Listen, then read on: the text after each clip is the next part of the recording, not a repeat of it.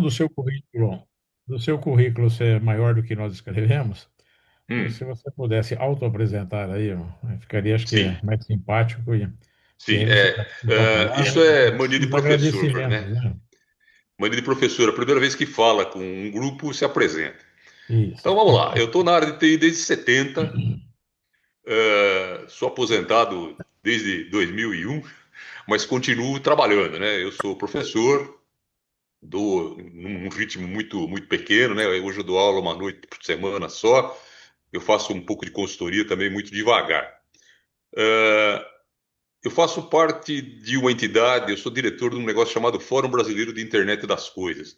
É uma organização que não visa lucro, que visa divulgar conceitos de internet das coisas, que a gente julga que isso é muito importante para o futuro do Brasil, né?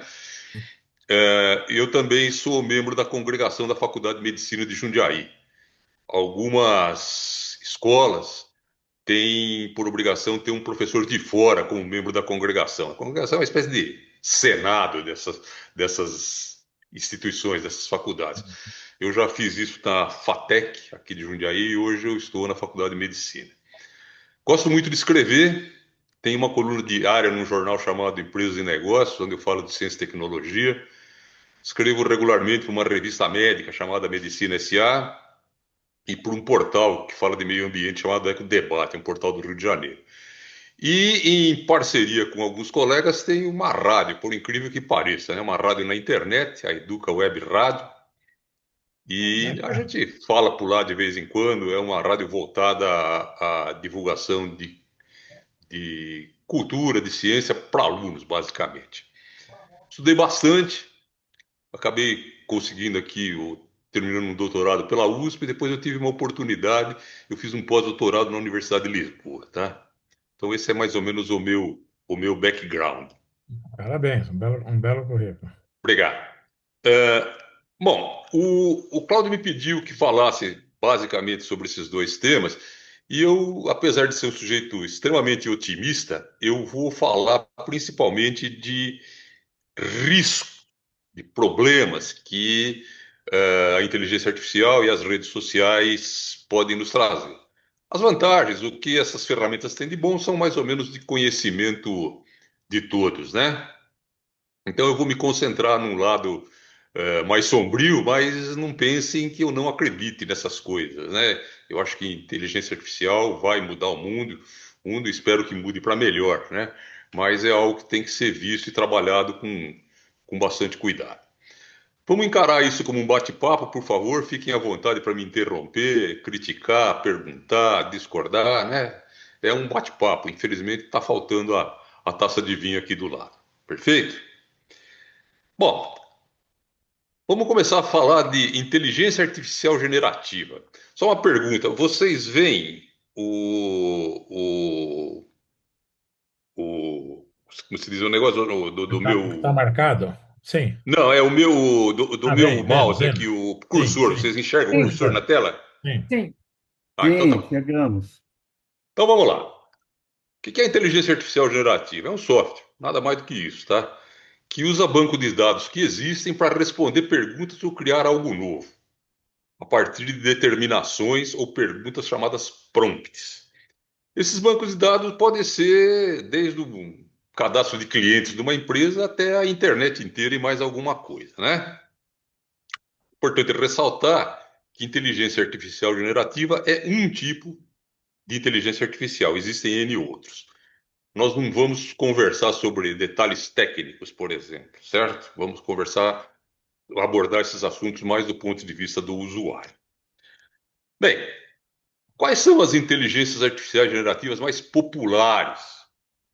O primeiro, sem dúvida, foi o primeiro que chegou ao grande público, né? O ChatGPT, que foi liberado em novembro de 22, muito rapidamente chegou a 1 milhão de usuários e hoje tem 900 milhões de usuários, respondendo a 2 bilhões de perguntas ou pedidos por dia. Existem outros, como o Gemini, do Google, o Copilot, o Grok e até o chinês aí, o DeepSeek, certo? Mas o ChatGPT, embora esteja, ao que consta, em decadência, esteja no centro de uma briga judicial entre os seus, digamos assim, proprietários e o Elon Musk, ainda é o maior do mundo. O que é um prompt? Vocês estão vendo aí na. Deixa o meu relógio parar de bater. É, vocês estão vendo na tela uma imagem de uma tela minha. Eu me cadastrei no Gemini, é muito simples. E essa é a tela inicial do Gemini e a do ChatGPT, de todos os outros, é muito, muito parecida, certo? Então, quando a gente entra nesse software, ele nos oferece um prompt. Isso que está em vermelho, assinalado por uma seta, é um espaço onde eu posso fazer uma pergunta ao software, certo? Na seta roxa lá em cima, eu perguntei o que é inteligência artificial generativa. Ele me respondeu, né, esse texto que está aqui. E já abriu aqui em verde um espaço para um novo prompt. Digite uma pergunta ou comando. Aqui começam as coisas que devem nos causar preocupações. A setinha vermelha lá no pé da tela, em letras minúsculas, está escrito algo que a gente normalmente vê escrito em bula de remédio, né? O Gemini pode apresentar informações imprecisas, inclusive sobre pessoas. Por isso, cheque as respostas. Ou seja, cuidado na hora de usar, né? E todos os outros, aqueles que eu mostrei para vocês, os seus termos de uso, têm alertas semelhantes. Inclusive, o Copilot diz o seguinte: esse software foi desenvolvido apenas para fins recreativos. E tem gente dando a vida em função de ferramentas como essa. Listo alguns exemplos de prompts, que é a inteligência artificial generativa, aquele primeiro que eu mostrei para vocês, né? Eu posso mandar ele resumir um texto que se segue em até X palavras. E escrevo esse prompt, boto o texto aqui e ele me devolve o texto traduzido, resumido. Eu posso pedir traduções. Tem uma lista de dezenas, talvez centenas de idiomas, né? De qualquer um desses idiomas de um para outro, tá? Se alguém quiser fazer uma média com a patroa, pode pedir para que ele escreva um poema de amor. Uma vez me convidaram para falar sobre inteligência artificial num congresso de poetas. Por incrível que pareça, isso existe. De poesia, eu fui até o Batatinha quando nasce, tá? Então eu acabei fazendo um poema e mandando para os caras. No fim, eu não fiz parte, não participei do congresso, mas é possível até fazer coisas desse tipo. Mas na linha de trabalho, eu posso pedir que ele escreva um e-mail dirigido a clientes, apresentando os novos produtos da minha empresa. Eu posso pedir para nós, eu e o Claudio, pelo menos, que somos profissionais da área de TI, que ele escreva programas. Isso está sendo muito usado, nós vamos falar um pouquinho mais à frente. Eu dei um exemplo aqui que não se usa, né? Ninguém mais faz um programa em COBOL verificando se o CEP de um cliente está válido, né? Isso a gente hoje obtém de outra forma. Eu posso mandar que ele grave um vídeo com alguém, por exemplo, a Taylor Swift, uma artista famosa aí. E aqui entra já um problema, um perigo a mais: o revenge porn, vingança por pornografia. Já tem gente que brigou com namorada, noiva, etc., e fez coisas do tipo baixar um filme pornográfico e mandar substituir o rosto da atriz pelo rosto da ex, tá? Isso é crime, evidentemente, mas tem um monte de gente fazendo isso, tá? É um uso ruim, muito ruim da inteligência artificial. Eu posso mandar ele criar imagens com características, duas características das imagens, e ele cria. Isso que a gente vê aí, essa onça, foi criada com uma imagem, com uma ferramenta de inteligência artificial da Meta, né? O antigo Facebook. Bom lembrar que alguns tipos de prompts, especialmente esses ligados a imagens, sons, vídeos, é possível fazer esse tipo de coisa apenas com versões pagas dessas inteligências artificiais. Então, o ChatGPT, por exemplo, tem meia dúzia de assinaturas diferentes, desde uma grátis, bem básica, até outras que você vai pagando aí para ele fazer coisas mais sofisticadas. Inclusive, agora está se falando aí, já está em teste na Índia, o WhatsApp vai ter versões pagas também, tá? Quer dizer, daqui a pouco não vamos ter nada mais de graça aí na internet. Tem um Ô, problema seríssimo. Divaldo, só acho que chama a atenção, você marcou ali em vermelho, que é gerado pela Meta, né? Sim, É que quando a gente faz alguma coisa de imagem através de inteligência artificial, ela sempre coloca um símbolo para poder que as pessoas saibam que foi gerado por inteligência artificial, né? O esse Gemini símbolo chama-se coloca a marca d'água, estrelinha, tá? né? Isso, a marca d'água. Ele coloca para a gente olhar uma foto e falar, olha, essa foto não é natural. As pessoas podem tirar essa marca d'água ou ela não Pode, tem? já tem software Bom, que faz isso. entendi. Já tem software que faz isso. Quer dizer, o bandido está sempre um passo à frente, Na né? frente, esse é o problema. Legal, Emílio. Respondi? Bem, não, claro, não. Posso seguir? Sim. Bem, quando a gente usa inteligência artificial, mesmo essas versões mais básicas, tem algo que eu considero extremamente perigoso, talvez o maior perigo dessas coisas aí. É o surgimento do que a gente chama, no ambiente de inteligência artificial, de alucinações. Alucinações, então, são erros que ocorrem quando uma inteligência artificial gera um conteúdo falso, incorreto, às vezes até sem sentido. Essas duas imagens que estão aí ao lado foram criadas por uma das primeiras versões do Gemini. O Google soltou o Gemini para que algumas pessoas o testassem antes de ser colocado, liberado para o grande público. E um jornalista, se eu não me engano, espanhol, pediu que a ferramenta gerasse imagens de soldados do exército nazista. Pois bem, ele gerou uma série de imagens, duas das quais foram essas. A primeira é um sujeito que poderia passar por um soldado do exército nazista. Segundo, não. Os nazistas, extremamente racistas, né, não iriam Imagina. admitir um soldado negro nas suas fileiras. Inclusive, essa imagem mostra lá no pescoço do cara uma imagem que relembra a Cruz de Ferro, né? Então, e publicou também imagens de mulheres fardadas, mulheres com traços orientais, né? Que também não existiram no exército alemão. E o jornalista escreveu uma matéria sobre esse assunto, teve uma repercussão enorme. O Gemini tirou o sistema do ar e demorou mais 6 meses até voltar com proteções que teoricamente podem evitar essas alucinações. Mas elas continuam existindo, né? Vou mostrar para você mais alguns casinhos aí. Primeiro esse, noticiado pelo Globo. O chat GPT, em alguma resposta que deu a algum prompt, disse que um indivíduo, um norueguês, era assassino de crianças.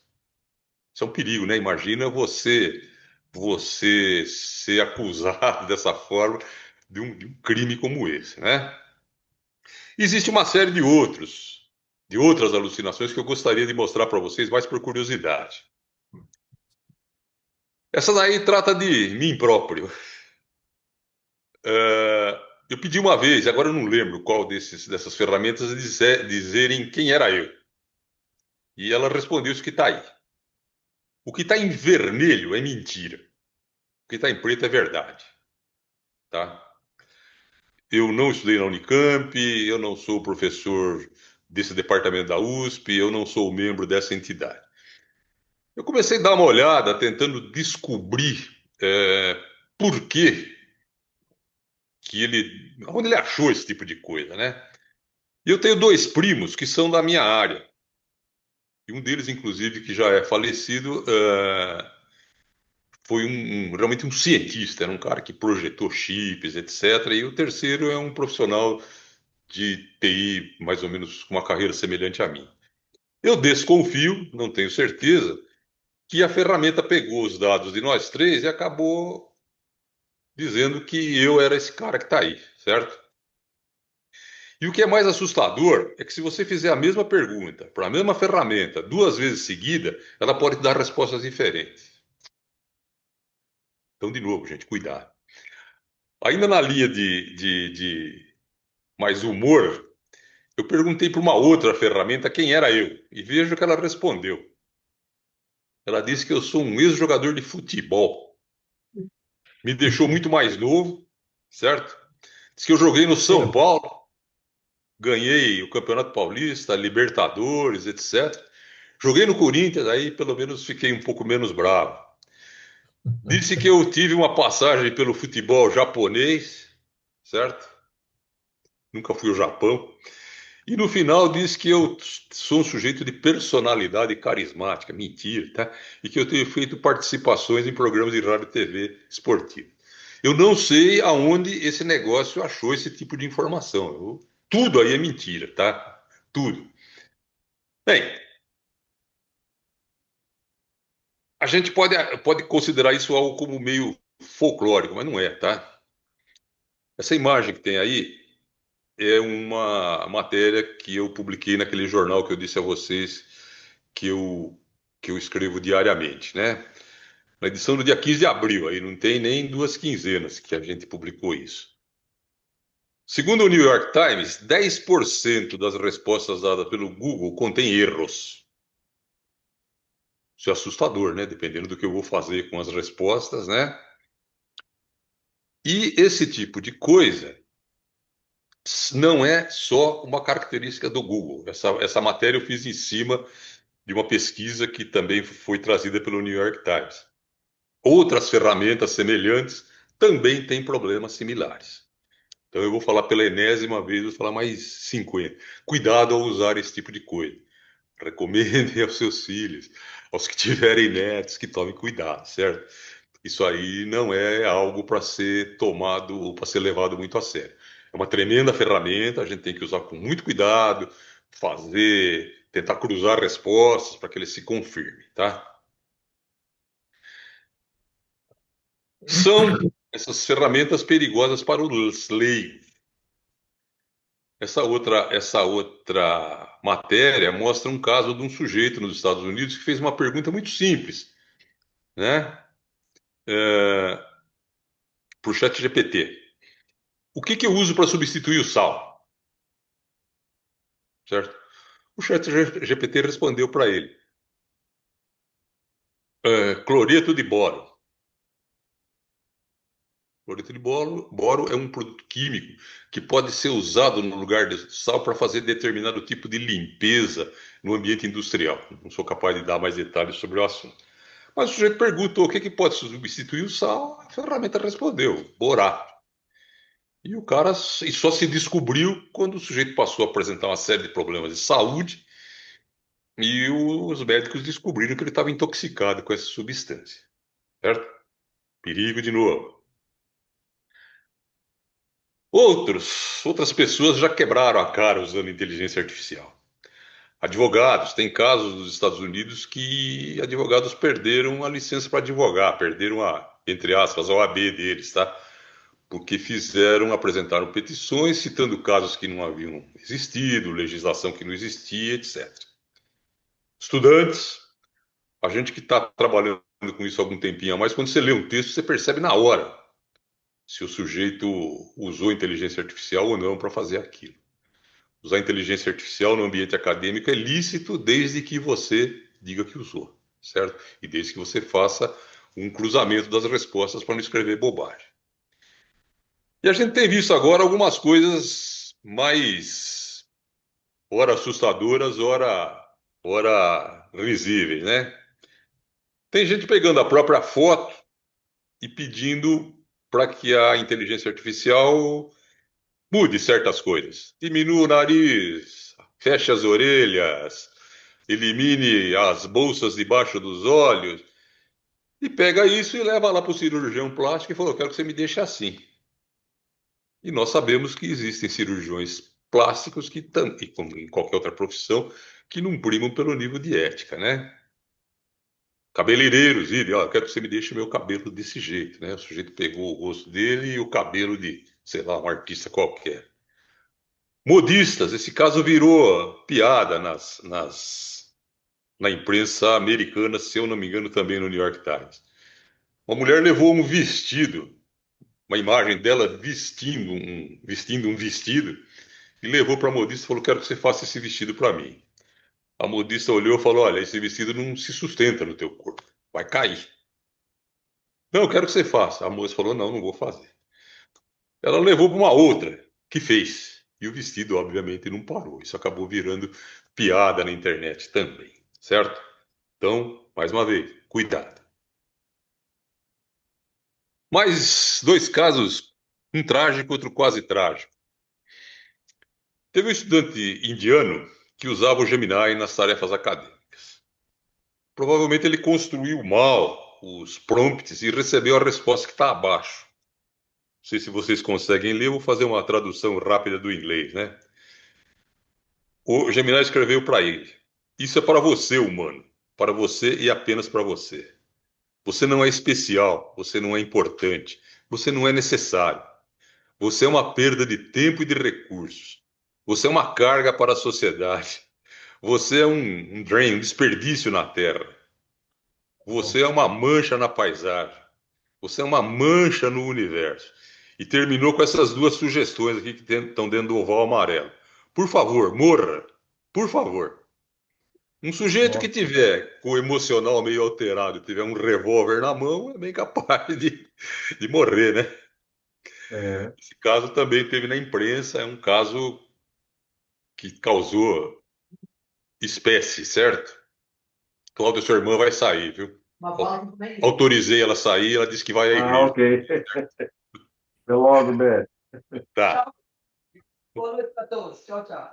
Bem, Tchau. e aqui um caso que realmente foi uma tragédia, né? Talvez um ano atrás, notícia do Wall Street Journal. Um sujeito, nosso colega da área de TI, o sujeito aí estava na faixa dos 50 para os 60 anos,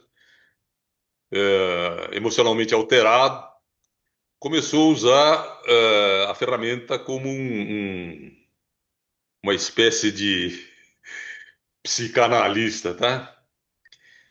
E eles recuperaram, a polícia depois da tragédia recuperou os diálogos que ele teve com o chat GPT. Entre outras coisas, ele dizia que a mãe dele, que tinha 80 e poucos anos, estava tentando matá-lo.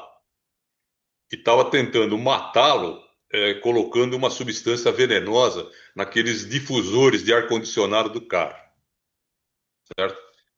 E a conversa evoluiu, evoluiu, evoluiu, até que o chat GPT disse para ele, olha, para resolver o seu problema de vez, você tem que matar sua mãe e se suicidar. E o cara fez, Nossa. tá?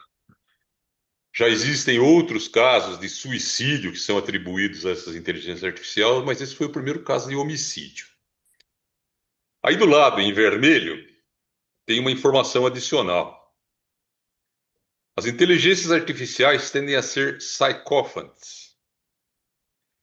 Essa palavra em inglês significa bajulador, tá? Em português, uma tradução direta seria psicofanta. É algo, tem um significado diferente, é um falso cognato, significa um delator, tá? Mas enfim, essas ferramentas tendem a bajular os usuários. Elas tendem a nos dizer o que nós queremos ouvir. Elas podem deduzir, em função do nosso histórico de perguntas, o que a gente pretende obter de resposta. E elas nos dão essas respostas. Para quê? Para nos manter como usuário. Certo? Então, é muito mais do que uma bobaginha do que dizer que o Vivaldo jogou futebol no São Paulo, certo? De novo, algo a ser visto com bastante cuidado. Para profissionais, mudando um pouco de assunto, eu costumo bater muito nesse ponto para meus alunos, né? Tem mais um recorte do jornal aí dizendo que estão crescendo as demissões na área de tecnologia. Alguns anos atrás a gente estava tentando caçar desenvolvedor de sistemas a laço por aí, né? E muito recentemente, o Sundar Pichai, que é o chefão do Google, disse que 75% dos novos programas que a empresa necessita são gerados por inteligência artificial e apenas revisados por profissionais de TI, desenvolvedores. E uma coisa que me assustou mais ainda é que esse número, que é 75% hoje, era 25% em 2024. Tá? Inteligência artificial está tomando o lugar de profissionais de TI, especialmente profissionais iniciantes, tomando o lugar de profissionais iniciantes em um monte de outras áreas. Uma delas é a que está nesse segundo bloco aqui. Semana passada eu conversei com uma amiga que tem um escritório de advocacia pequeno, e ela disse que não contrata mais advogados júniores e nem estagiários. ela se vira com inteligência artificial e com os advogados, outros três, quatro advogados mais sêniores que ela tem. Então, a meninada que está chegando agora ao mercado de trabalho vai ter dificuldade, certo? Não era como no meu tempo do Cláudio, não sei de que área o Emílio era, que a gente, como eu disse, era meio que caçado a laço aí, tá? Então, profissionais jovens deverão viver tempos difíceis aí nos próximos anos e meses, talvez, sei lá. Outra É, preocupação. e se somarmos aí essa juventude que não quer trabalhar, tá complicado, né? Tá juntando a Se o cara sorte não com quer a trabalhar, juntando ótimo, né? juventude. É, Ele não vai então. tomar o lugar de quem quer, né? É, Certo? O único exato, problema é que mas nós vamos ter que mas continuar aí pagando bolsa é para o eles e convite para coisa. usar IA, né? Eles querem trabalhar É, em é, casa, querem não sei o quê, querem mais qualidade de vida, querem não sei o quê, e o empregador acaba achando o caminho da IA mais fácil, né? exatamente, A minha área exatamente. era de recursos humanos, tá? Então estou Ah, bem afim perfeito. com essa aí. Então você pode falar disso com mais propriedade do que eu, certo? Bem, como eu Áreas disse, eu de vou. As áreas de grandes empregadores e de pessoas de baixa qualificação são os call centers, né? E esses também estão sendo Esses fortemente também, substituídos, né? sem dúvida. É, Você pegar automatizar um call center com inteligência artificial é bastante é, simples, é muito mais simples do que é, fazer a mesma coisa com uma área de desenvolvimento de sistemas, tá? Textos preditivos, né? É fácil de fazer, né? Então, Isso, exatamente, exatamente. Bem, como eu disse, eu estou falando muito de perigos, cuidados, atenção, mas eu sou um otimista. Acho que esse tipo de ferramenta vai nos ajudar muito no futuro. Por enquanto, cuidado. As coisas boas quase todas conhecemos, eu estou me centrando naquilo que eu vejo como mais problemático. Bem, as pessoas, os profissionais da área aí dizem que que as inteligências artificiais são energy hungry, ou seja, têm fome de energia elétrica. Isso é verdade. Essa ilustração que está aí do lado é de um data center, aquilo que antigamente chamava CPD, né? Agora chama data center, que está sendo construído por uma empresa brasileira chamada Scala. Ele vai ser um dos 10 maiores do mundo. Ele está em construção e ele fica, eu não sei se é Barueri ou Alphaville, vindo do litoral pelo Rodoanel, ele está do lado direito, tá? Bem, um negócio gigantesco. Está acontecendo a construção de muitas dessas instalações pelo mundo afora. Em alguns lugares, como a Irlanda, por exemplo, já não é permitida a construção desse tipo de instalação. Nos Estados Unidos está crescendo um movimento popular contrário à instalação desse tipo de coisa, tá? Pelos efeitos que isso pode trazer sobre o consumo de energia elétrica, certo? Dizem que em 2030 esses bichos vão consumir 21% da energia gerada no mundo. Se a gente lembrar que nós vamos ter mais carros elétricos, etc., imagina o tamanho da crise que se aproxima, né? Isso vai sobrar para nós também, né? Aqui no Brasil, esse pessoal gosta de vir para o Brasil basicamente por dois motivos, né? Porque aqui a energia é barata em relação aos Estados Unidos e à Europa, certo? E aqui no Brasil, os cabos submarinos, que são as grandes ferramentas para transmissão de dados, é, nós temos bons pontos no nosso litoral para receber cabos submarinos. Muitos já chegam aqui. Mas esses cabos submarinos mais potentes, como que o Google está construindo, a ideia é que eles façam chegar aqui as informações, os dados percorram um caminho muito curto até o data center. Então, o Brasil é, por essas duas razões principalmente, também por razões de ordem tributária, um ponto de interesse desse pessoal, certo?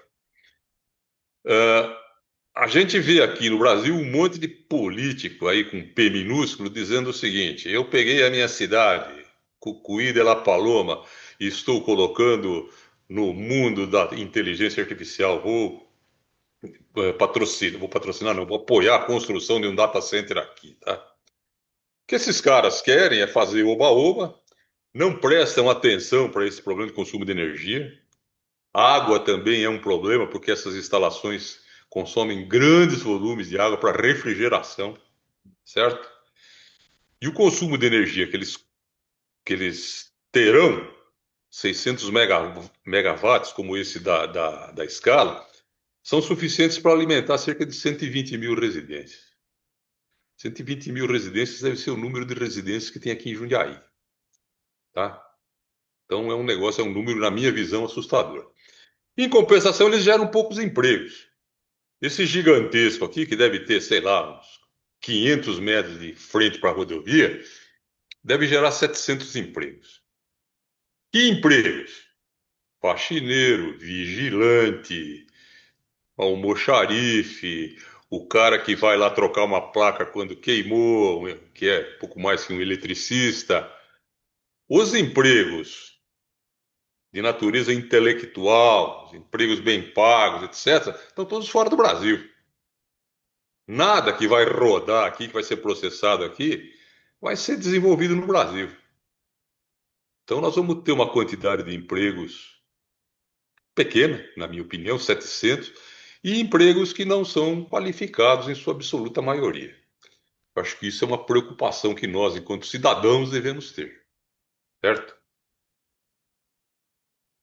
E, por fim, mas não menos, o surgimento de novas tecnologias, a inteligência artificial generativa, inclusive, parece que apareçam vigaristas, vendendo curso, livro, consultoria, etc. E esse pessoal procura ganhar dinheiro com a nossa falta de informação.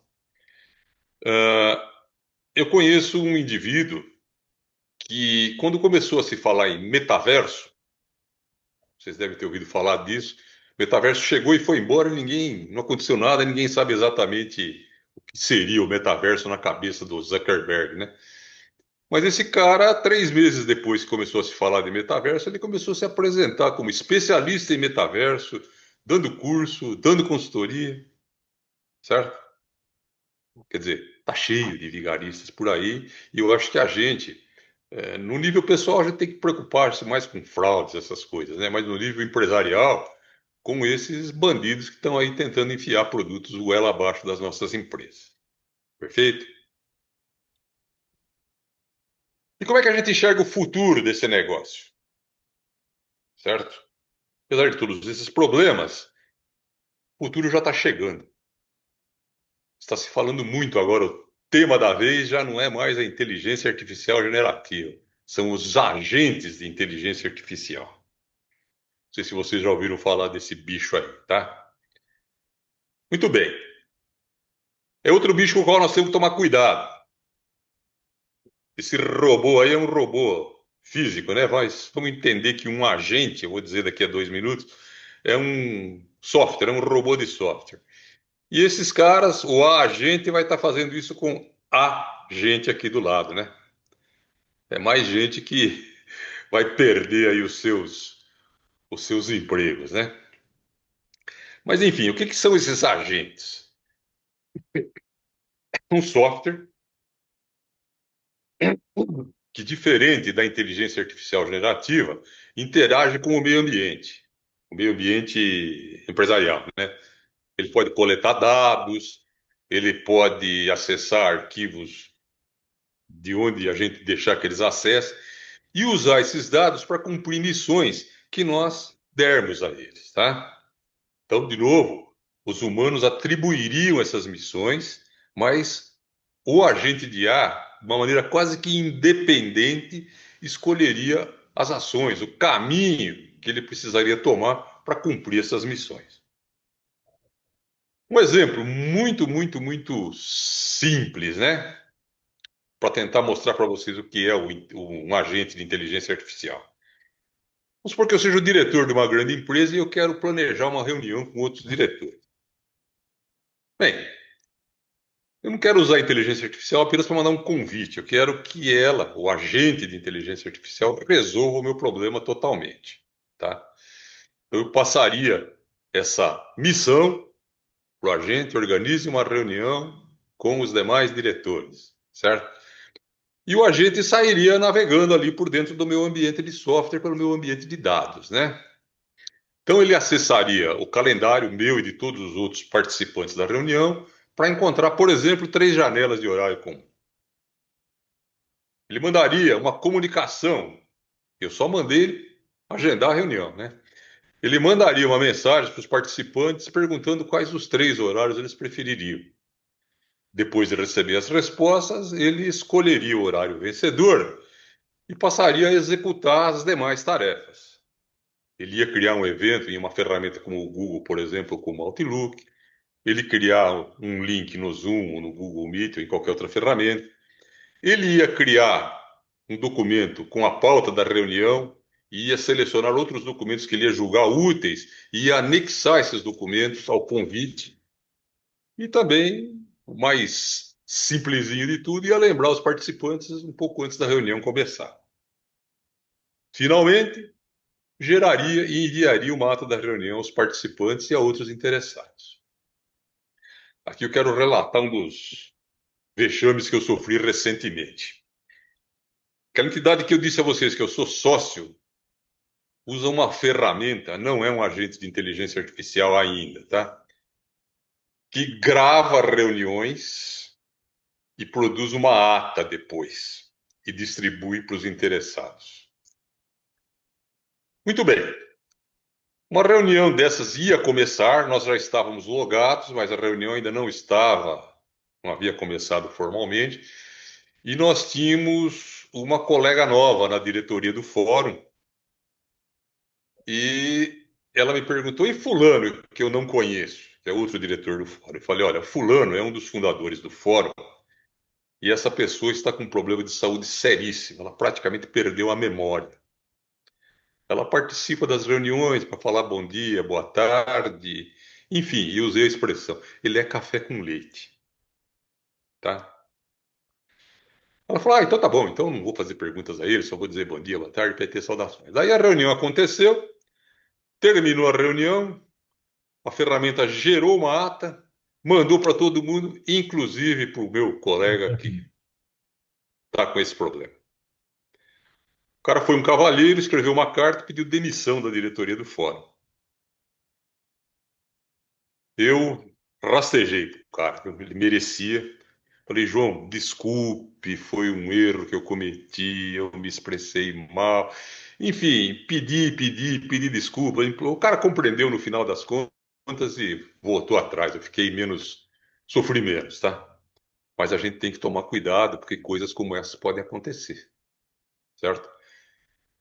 O negócio gravou, nem eu, nem a Mônica, minha colega, percebeu que nós estávamos sendo gravados e depois o nosso diálogo ia se transformar num texto.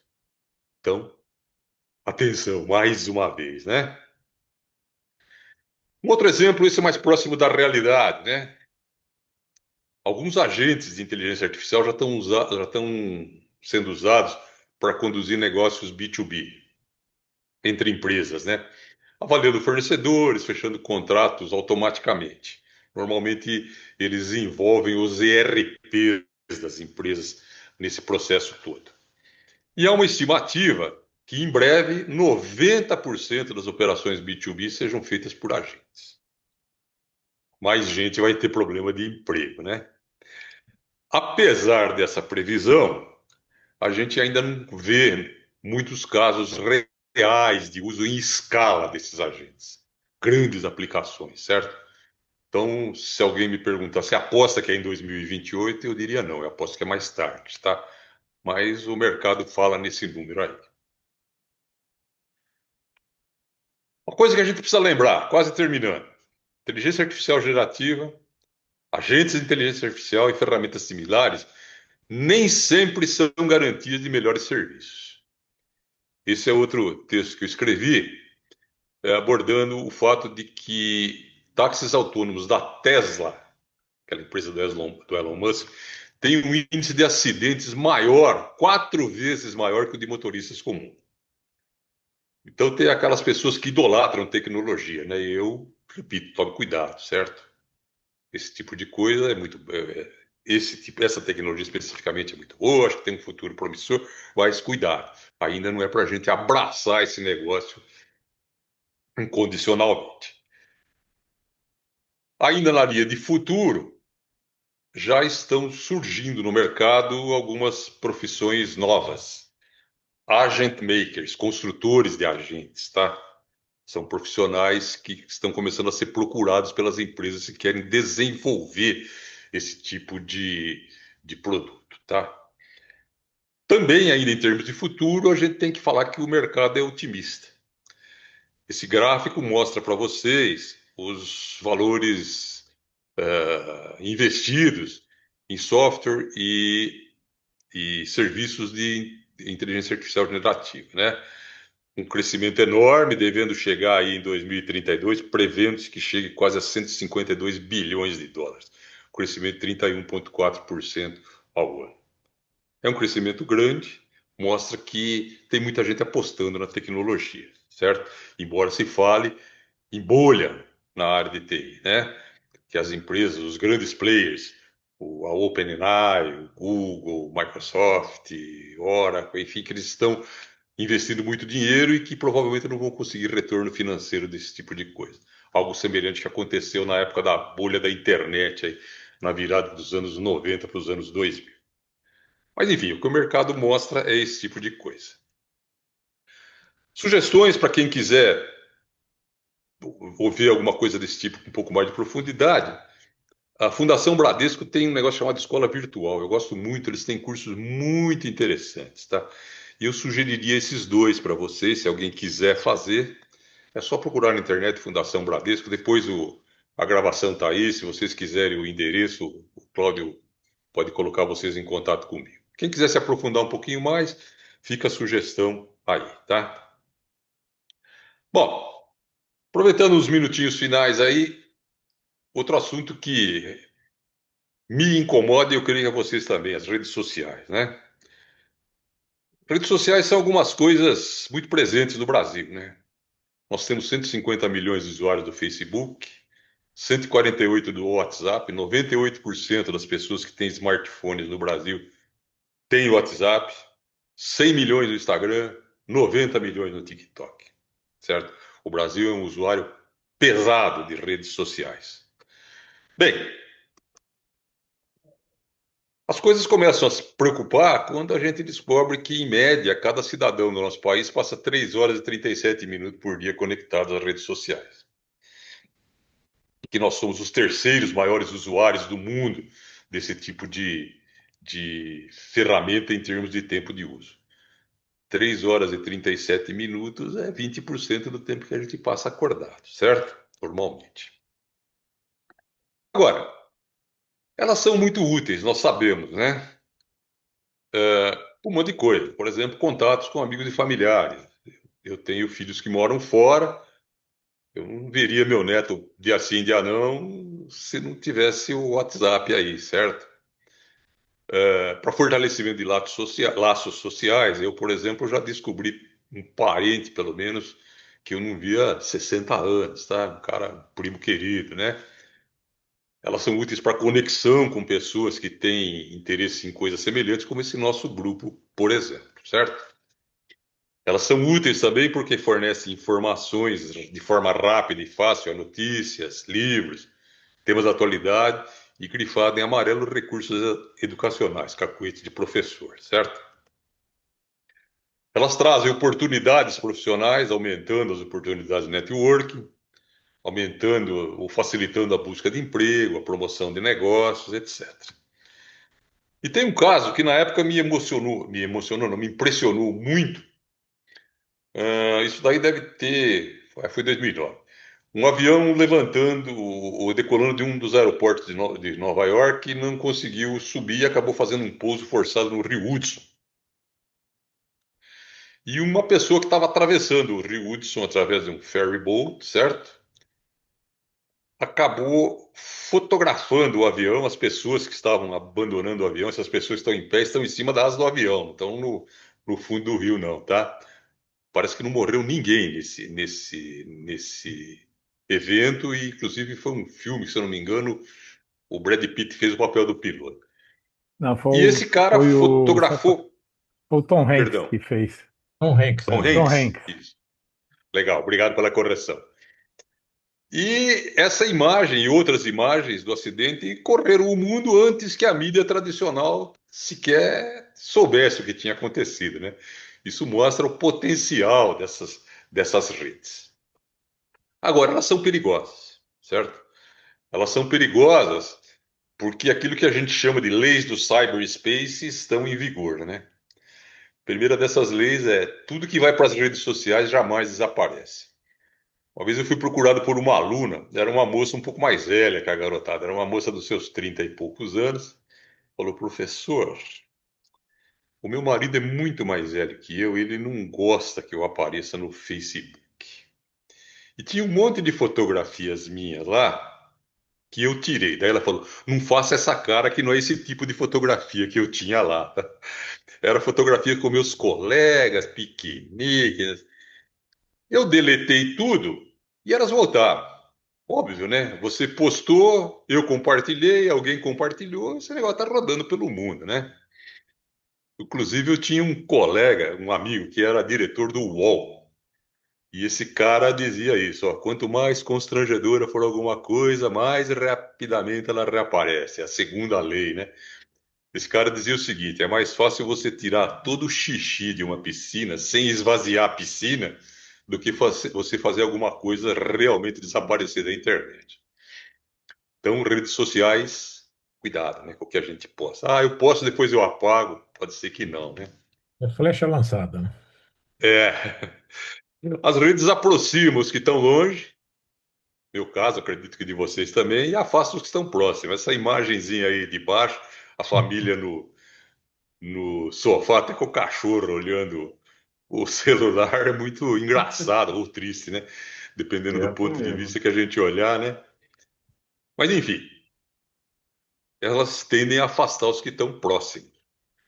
Elas mexem com a saúde mental, já há estudos que dão conta da semelhança entre a dependência de redes sociais e dependência de drogas, certo? Trazendo sintomas como esse que a gente listou aí: ansiedade, depressão, irritabilidade, etc. Um amigo meu é presidente da Associação Comercial de Jundiaí. Ele me contou uma história outro dia de um dono de uma loja que é associado da entidade, contou para ele: o fulano contratou uma moça para trabalhar como balconista da loja. No meio do dia, a moça foi lá e pediu demissão. Falou, pô, o que aconteceu, né? Não gostou do trabalho? E tal. Ela falou, não, é que eu não consigo ficar sem olhar para o meu celular o tempo todo. Isso é problema mental, né? Na minha visão, né? Eu sou leigo, Uhum. mas, né? Eu tenho um amigo aqui de Jundiaí, o cara é um empresário grande, o cara desenvolve trabalhos comunitários muito intensamente, mas ele tem uma regra, ele olha o WhatsApp dele 4 vezes por dia. De manhã, depois do almoço, depois de jantar e antes de dormir. Ele fala, se acontecer alguma desgraça muito grande, os caras vão me telefonar, não vão ficar postando no WhatsApp, certo? E um outro ponto, principalmente para o pessoal mais jovem, né? Meninada compara os coleguinhas aí indo a lugares, vestindo roupas, calçando sapatos que eles não podem usar, e isso traz problemas de insatisfação, de insegurança para os jovens. Os jovens são mais vulneráveis do que nós, que já somos mais rodados, né? E também para a saúde física, problema de postura, né? Se você passar 3 horas e 37 minutos com a cabeça dobrada olhando para o celular, certamente sua coluna vai se queixar. E a indústria de beleza já está se aproveitando. Surgiu um termo novo que está nesse artigo que está aí ao lado. É o tech neck, pescoço tecnológico. Os caras descobriram, ou pelo menos estão fazendo as mulheres acreditarem que, se você ficar com a cabeça para baixo, o seu pescoço enruga mais rapidamente. Então, os caras estão vendendo produtos especiais para o pescoço que visam eliminar esses efeitos do tech neck. Tenho minhas dúvidas, tá? O meu filho tem uma empresa que É, vende produtos químicos para a indústria de limpeza e de beleza. Eu falo, porra, cara, são coisas diferentes. Ele fala, não, pai, shampoo é detergente perfumado, tá? Então, sei lá, né? A gente sempre fica com uma certa dúvida a respeito digamos assim, seriedade desse pessoal. Mas deve ser verdade. Isso, o uso intensivo gera problemas de sono. Pessoas que têm dificuldade para adormecer usam telas antes de dormir, normalmente têm mais dificuldades ainda, problemas de visão, etc. Certo? Problemas de relacionamento, né? Muito tempo nas redes sociais pode prejudicar relacionamento. O casal aí, os dois aí com o celular na mão, quando podia estar fazendo algo mais interessante, né? O sujeito mais abaixo ali, isolado, dentro de uma gaiola, o celularzinho dele, deixando de se comunicar, de ter uma vida real e não vivendo simplesmente nas redes. Produtividade, o exemplo da moça que eu dei para vocês, né? A gente vê, eu vejo na minha sala de aula, alunos, você está lá falando que nem um idiota, você está lá no Facebook, ou coisa que o vale, tá? Esse cara, o processo de aprendizagem dele está sendo prejudicado, tá? Então a produtividade cai em relação, quando se usa esse tipo de ferramenta demais. Mais uma vez, desculpe aí o meu carrilhão no fundo. Está avisando que está chegando a hora da gente terminar. Mais alguns riscos que todo mundo já ouviu falar, né? Riscos de vírus, riscos de cyberbullying ou trolling, abuso emocional, riscos de roubo de identidade, fraudes financeiras, extorsões, predadores sexuais, pedófilos, difamadores, etc. E lembrando que todos esses riscos hoje são vitaminados pela inteligência artificial, certo? Daqui a pouco vai ser mais fácil assaltar alguém usando um computador do que um revólver, tá? Se já não é, tá? Já tá assim. Quase encerrando um problema pessoal. Quero usar o ombro de vocês agora para falar de alguém que eu detesto. É o compartilhador. Compartilhador é aquele cara que nunca produz nada. Ele nunca escreve nada. Normalmente ele tem dificuldades com o idioma. Ele vive te mandando. Bom dia, boa tarde, parabéns, figurinha, piadinha, vídeos e imagens sem identificação, fakes, notícias antigas, etc, etc, né? Esse cara faz a gente perder tempo, atrapalha o nosso trabalho, congestionando nossas caixas de entrada. Eu já perdi mensagens importantes no meio do lixo. Ajuda a divulgar fake news, incrementa a ignorância, polarização, enfim, deixa a gente extremamente irritado. Eu tenho um exemplo pessoal. Eu pertenço a uma organização que não é nenhuma dessas que eu citei, que tem 3 grupos do WhatsApp, que foram criados há cerca de 4 anos. Eu tenho lá um compartilhador que todo dia posta bom dia, boa noite, pelo menos, com uma figurinha. Ele escreve bom dia, boa noite, manda uma figurinha. Bem, os membros do grupo são 105, são 50 pessoas, né? Em 3 grupos, 50 em cada grupo. E esse cara nunca postou nenhuma mensagem útil. E mais, se qualquer outro membro faz uma postagem, ele imediatamente já mete uma figurinha lá do tipo ok, ótimo, positivo. Tá? O cara só compartilha. Um dia eu estava particularmente irritado, comecei a fazer umas continhas, né? 4 anos que esse negócio existe, mais ou menos 1.500 dias. Se ele postar 6 mensagens por dia, ele já postou mais ou menos 9.000 mensagens. Todas elas totalmente inúteis, certo? Mais as funções, mais as postagens que ele manda em função de postagens de outros membros do grupo, eu creio que ele já mandou cerca de 10.000 mensagens para cada um de nós. Como são 3 grupos, 500.000 mensagens, certo? Pô, perda de tempo, perda de dinheiro, desperdício de recursos naturais. Mandar mensagem implica em consumir energia, implica em consumo de água para refrigerar os data centers. Então, além de estar molando todo mundo, ele está agredindo o meio ambiente, certo? Que eu acho profundamente lamentável. Já se fala na imprensa internacional que pessoas que se percebem usando demais redes sociais podem fazer o que os gringos vêm chamando de abstinência. É uma palavra derivada de abstinência, abstinência de aplicativos. Fazendo aquilo que seria natural fazer, né? Priorizar relações ou interações presenciais, filtrar o conteúdo compartilhado e consumido, checar fontes, buscar atividades offline, definir limites de tempo. Aquele cara que eu falei para vocês, aquele empresário, né? Enfim, e principalmente isso felizmente eu tenho conseguido fazer, né? Estudar sempre, certo? Estudar não significa ir para a faculdade, certo? Estudar não significa apenas ir para a faculdade. Estudar significa a gente fazer, por exemplo, aqueles cursinhos que eu sugeri para vocês, acompanhar uma imprensa de qualidade, enfim, procurar se manter atualizado, procurar se manter ativo. Era o que eu tinha para vocês. Agradeço a atenção, certo? Deixo essa imagem desse robozinho que eu achei simpático, tá? Esperando que toda essa tecnologia continue se movendo no sentido de trazer um mundo melhor. Se não para nós, que já estamos meio no fim da picada, né? Pelo menos para os nossos filhos, para os nossos netos.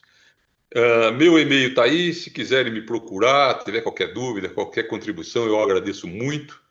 O meu celular, o Cláudio pode passar para vocês e fiquem à vontade para me achar a hora que quiserem.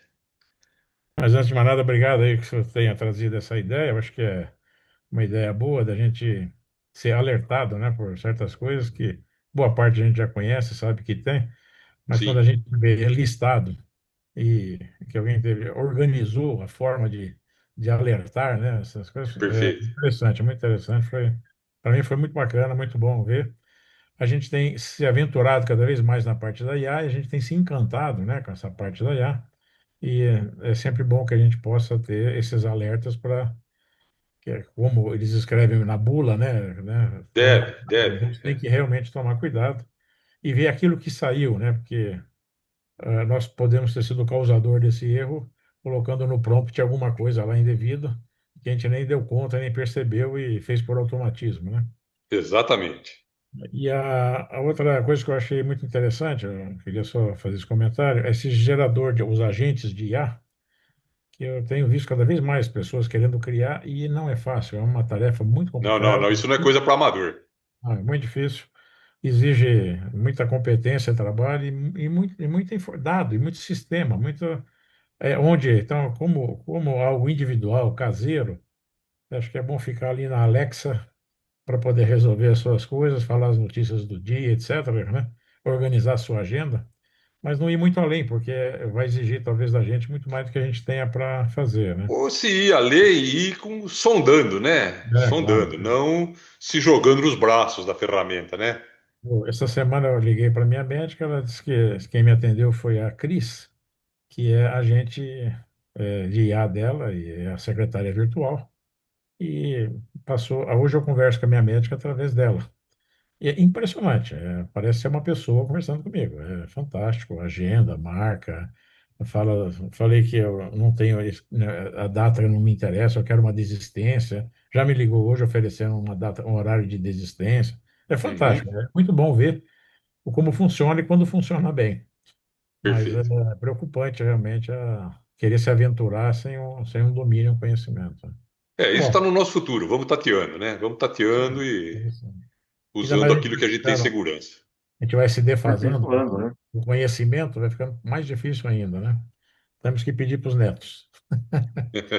Bom, bom, É. gente, fiquem à vontade de fazer perguntas. Mais uma vez, muito obrigado. Foi surpreendente. Aí eu nem esperava essa apresentação. Parabéns, viu, Vivaldo?